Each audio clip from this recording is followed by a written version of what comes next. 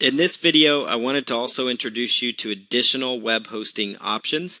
The first one that you can look at is Bluehost. It's another very popular one that people that are brand new generally can go with.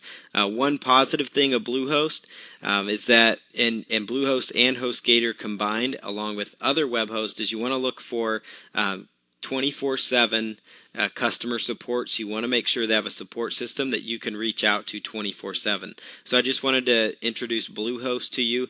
The one thing that's different from Bluehost that you'll generally find is there's typically about one option with them, and so you can choose if you have your domain or if you want them to go ahead and do one. So we'll just put in our domain here on Bluehost.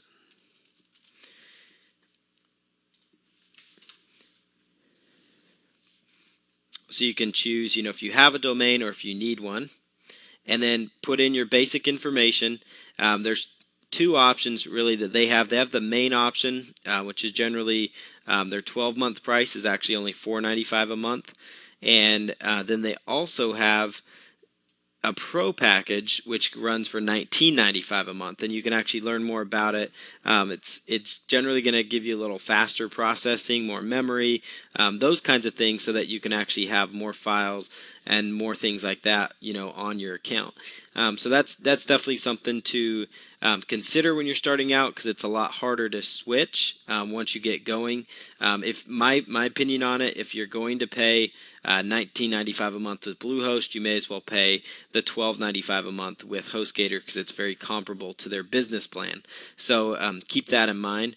But wanted to point out Bluehost is another option. And then, of course, one of the best ways to find web hosting is Google. Just do web hosting reviews, and you're going to find quite a few websites. A lot of them have affiliate relationships out there, but there are a few other good ones. One is ixwebhosting.com. It's another popular one.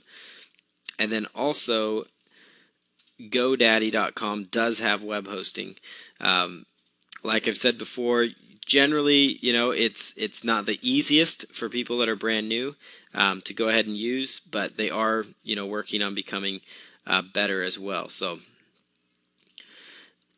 then there's a few other options for you. Web hosting reviews. You can find quite a few sites, but the big ones that you're really going to try to stick with that generally have the biggest market share when it comes to hosting is even GoDaddy hosting, Bluehost, and then of course HostGator.